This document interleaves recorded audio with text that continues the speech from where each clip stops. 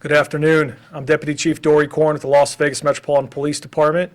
I oversee our Homeland Security and Special Operations Division. As Sheriff Utomi just mentioned, I'm here to brief you on a security incident that happened earlier today here at the Las Vegas Metropolitan Police Department Headquarters Complex, located at 400 South Martin Luther King Boulevard. At approximately 10 a.m. today, our officers encountered a suspicious male to the rear of the primary building here in an area that is generally restricted for employees. The subject was wearing a tactical vest with ballistic plates and had a large fixed blade knife.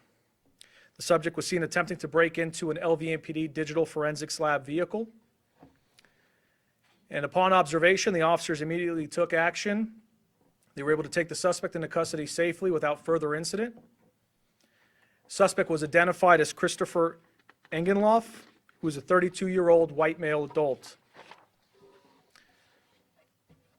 The area was immediately searched, and we located a vehicle that belongs to the suspect. It was also parked nearby in a restricted area with the engine on. We conducted a sweep of the vehicle as well as a sweep of the surrounding area just to make sure that there was nothing hazardous or anything suspicious left behind by the suspect.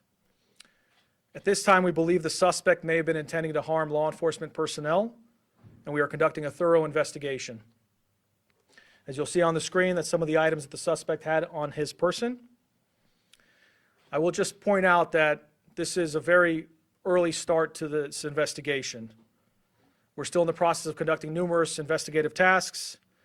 I can tell you that the suspect right now, we are currently looking to charge the suspect with attempt battery with a deadly weapon, injury or tampering with a motor vehicle, and trespassing.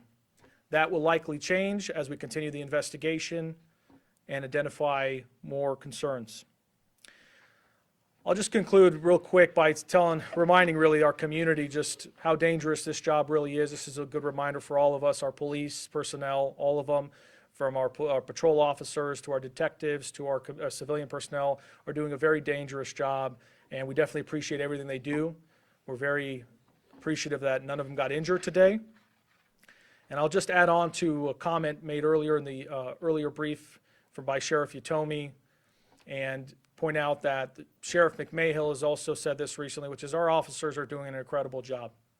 This past week alone, we had a really high number of critical incidents, and our officers are out there, as the sheriff has said, in over 110-degree heat, working very hard to keep this community safe, and they're doing amazing work, so we appreciate everything that they do. And we ask the community to continue to thank them as they see them out in the streets, out in the public. But with that, take on a few questions, but again, I'll remind you that this is early into the investigation, so there's some limited details. Yes? Are we aware if Mr. Engenloff had any previous charges at this time? There have been a couple contacts in the past that we're looking into, but we don't have the details quite yet. We're still doing a full deep dive into the background of the individual.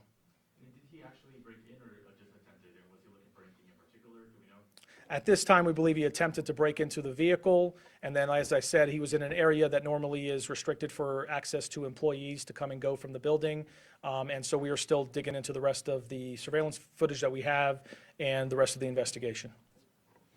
Could you give an example of a few things that would be in a forensics vehicle, just to get an idea of what you might have been looking for?